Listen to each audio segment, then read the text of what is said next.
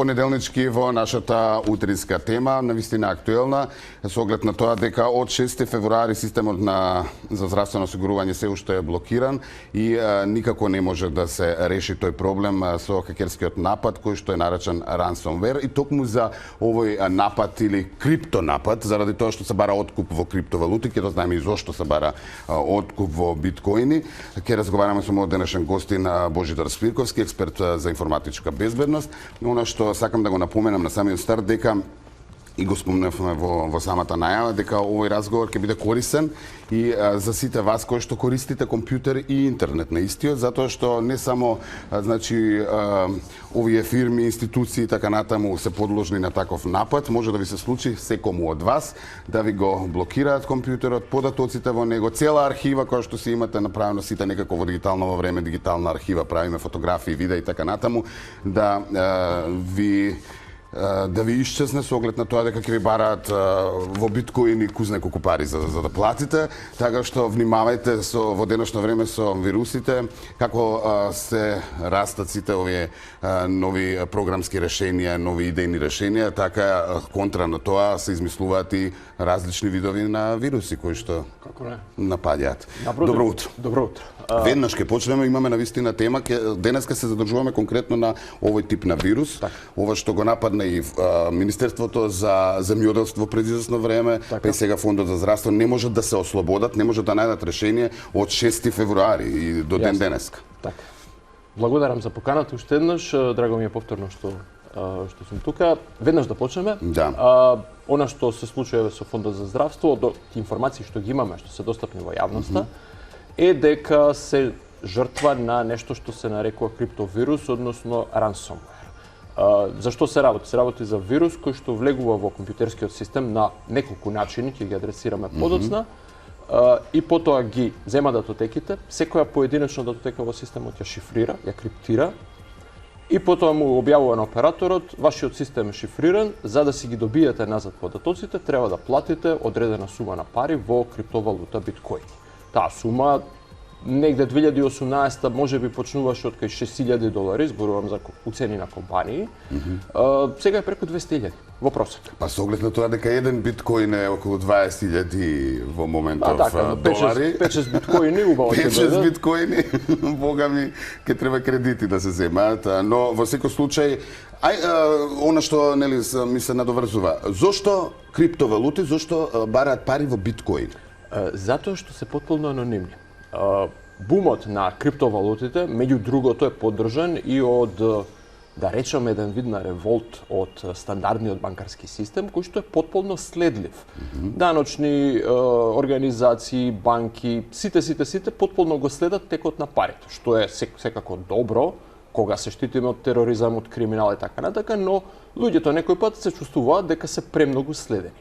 Се појавија криптовалутите кои се потполно независни од овој банкарски систем, работат буквално само на компјутери и нивното преносот на пари помеѓу една и друга сметка во криптовалутата буквално е еквивалентна тежина на праќање на имејл порака. Прати му на таа бројка, имејл адреса, како нешто бројка, изгледа како имејл адреса многу покриптична, толку и толку биткоини. Крај.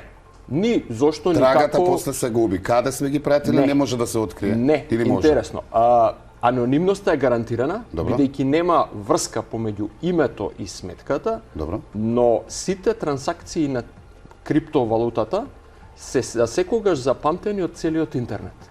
Буквално се потполно транспарентни сите трансакции, значи може да ги следиме сите, ама не знаеме кој е позади, кој е човекот што ќе ја добие сумата на пари. Името Божидар не е врзано со бројката што е сметка, за разлика од банкарскиот систем.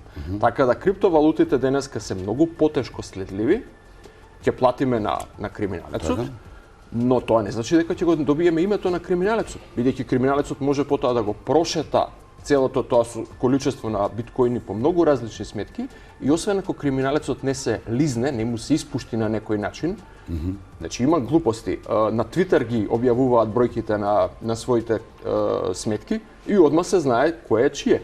Ама тоа е грешка. Ако не му се лизне, нема друг начин да го најдат. Да. И во секој случај не може патот до крајниот корисник, многу тешко е или скоро невозможно тој последен чекор до значи и да се плати, не може да се следат каде ќе отидат и да се открие. Ќе може после многу долго време. Огромно трпение бара од властите. Тоа е најчесто невозможно. Добро, зборуваме за криптовирус. Така. Кај домашните корисници, да ги наречеме домашни, може да го добијат, да речеме, преку симнување нелегални филмови, нелегални игри, така натаму, сајтови кои што не се проверени, многу лесно може да се да го закачат, народски кажа на нели. И да им биде пратен по име. Добро, а како, да речеме, Фондот за здравство го добил овој вирус? Повторно зборуваме за Фонд за здравство со податоци од сите раз.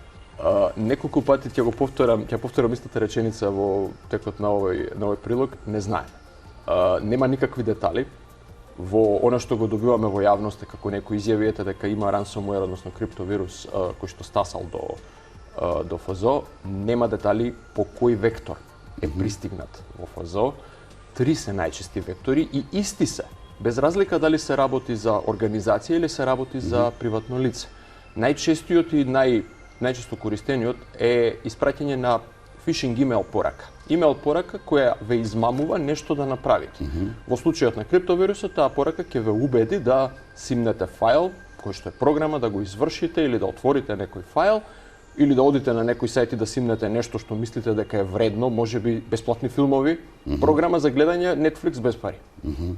Ќе ја симнете, тоа во себе содржи криптовирус, тоа ќе се инсталира на вашиот компјутер и ќе го заклучи. Вториот го спомнавте метод, кој што е симјење на програми, филмови, пиратски игри, значи пиратеријата дефинитивно не е бесплатна. Ништо не е бесплатно. Третиот начин е да, и овој сега исто така е актуелен, сам софтвер на вашиот компјутер да е ранлив и да е видлив на интернет. Постојат криптовируси кои што гледаат дали постојат такви ранливости отворени, да се уфрлат преку нив и да го компрометираат целиот систем. Разликата помеѓу индивидуата и голема организација е што кај индивидуата првиот чекор е крајниот чекор. Вашиот компјутер е тоа што може да се нападне и отприлика тука завршува приказната.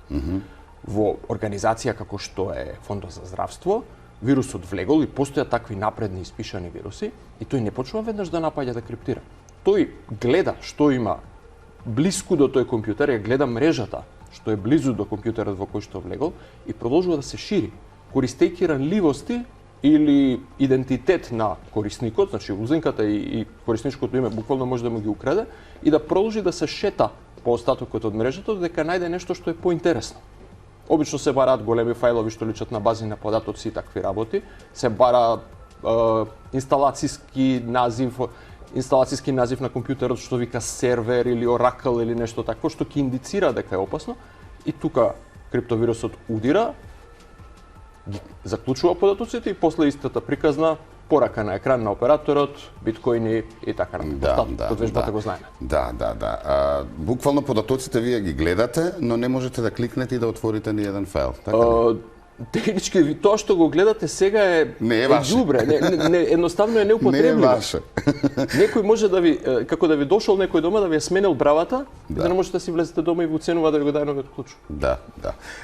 Сега постои ли можност да се вратат тие податоци? Првенствено, ако се плати, дали ќе се врати? И второво е, ако на тие хакери, програмери, веројатно има и некој од Македонија или да се плати некој во светот кој што би можел да ги пробие, да го пробие тој вирус и да ги врати податоците колку толку.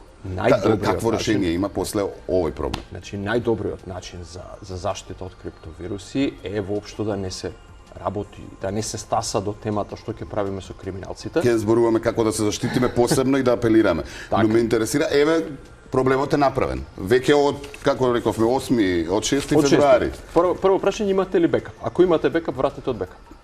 Ако немате бекап, работата станува многу покомплицирана. Една опција е да му се плати на криминалците, тие ќе испорачаат клуч. И ќе ги вратат сите податоци? Но гарантираат за враќање? Не. Тука е моментот. Тоа е проблем. Они ќе ви испорачаат клуч. Никој не гарантира дека тој клуч совршено добро ќе ги декриптира податоците. Дури е сосема можно тој криптовирус да е многу добро напишан да шифрира податоци, ама едноставно некој да не бил толку внимателен во делот на програмата што ги дешифрира податоците, па да направи грешки. Така. И тоа постои како опција, како ризик. Секој пат постои некој да буквално не ви даде ништо, да платите пари и да ви прати ѓубре, и тоа да се случува. И ако не сакаме да работиме, не им веруваме на криминалците, се ангажираат други експерти, можно е, иако слично како оној дел на дали се следи и дали може да се најде некој позади криптовалутата. Теоретски може да се најде и некој што може да го пробие клучот за шифрирање, ама тоа ќе трае месеци, можеби и години, затоа што ќе бара многу математика, многу обиди за пресметка, а во меѓувреме системот не работи. Така да можно е теоретски, не велам не, ќе трае месеци, можеби години. Ретки се случаите каде што програмерите кај криминалците толку многу сгрешиле да клучот е очигледно видлив. Еден специфичен случај се случи на почетокот на 2023 година во кој што криминалната група сама го даде клучот и се извини затоа што по грешка нападна, не сакајки, сакале некој друг да нападна детска болница во Канада. Им ги криптираа системите. Излезе тоа во јавноста, Локбит се вика криминалната група, веднаш се извини криминалната група и го објави јавно клучот за болницата да може да се дешифрира, ама ова е еден случај во 1 милион случаи. И не верувам дека ќе се повтори многу брзо. Да. Дали ова е најстрашниот вирус во моментов кој што кружи на интернет? Овој, да го наречеме криптовирус или има уште пострашно? Не постои пострашен и помалку страшен вирус. Зависи колку ќе ве заболи штетата. Да, но дали овој вирус кој што прави најголема штета, вака да го формулирам. Овој вирус е еден од оние кои што многу брзо ќе го почувствуваат, ќе почувствувате болката како од таа штета, затоа што податоците ви се недостапни. Во случајот на индивидуа, тоа ми се расипа компјутерот, нема податоци, сликите. Има индивидуи, да речеме, кои што имаат некој хоби или се... пример, имам познаник фотограф со бекап на негови професионални фотографии од неколку терабајти закачени на компјутерот, тој симнува нешто што не требало да биде симнато, а и што оди компјутерот, вирусот го гледа и тој екстерен диск, со сите негови професионални фотографии, целата негова работа од која он заработува, вади леб, оди. Да. Тоа се случува. Така да болката што ќе се почувствува е многу голема. Не е само дека некој ми ги украде податоците, што е исто реална можност во овој случај, затоа што не значи дека само ги шифрирале податоците, може да ги украдат податоците, туку едноставно достапноста, нашата тековна работа станува невозможна. Така да, ова е еден од вирусите кој што е најмногу боли. Дали е најстрашен? Не знам. Сакам да се задржиме вака малку подетално и народот да не свати околу заштитата, како можеме да се заштитиме, на кој начин, за да малку од малку бидеме сигурни дека нашиот компјутер. Ќе звучам можеби репетитивен, ќе се повторувам, затоа што секогаш кога ќе стасаме до ова прашање околу заштитата, помалку или повеќе ќе повторувам истите работи, тоа е тоа. Добра хигиена е главната препорака која што можеме да ја кажеме. Кај специфично за овој тип на вируси, бидејќи ве онеспособува да си пристапите до податоците. Битен е бекап. Резервна копија на податоците, која редовно треба да се прави и која не е директно поврзана на компјутерот кој што е нападнат. Значи стои на некаков друг систем, на некаков друг сервис, можеби тој е дури и исклучен, диск што го чувате во фиока и еднаш неделно ги копирате податоците на него и го тргате. Знам дека е тоа многу тешко. Денеска тоа обично се решава со интеграција со клауд сервиси како Apple iCloud, како Google Drive, па податоците таму се копираат периодично самите, но систем кој што не ви е директно врзан на вашиот компјутер, периодично ги тргате податоците, дури и да се случи криптовирус, вие секој пат 95% од сите податоци ги имате на друго место, со една преинсталација на компјутерот и мала нервоза, реално, продолжувате да си го живеете животот. Со преинсталација вирусот исчезнува, така? Постојат некои специфични вируси кои што влегуваат и под инсталацијата на оперативниот систем, но затоа препорачувам да се ангажира стручно лице кој што ќе знае да оцени дали треба нешто повеќе да се прави или не. А на клауд не се сигурни податоците?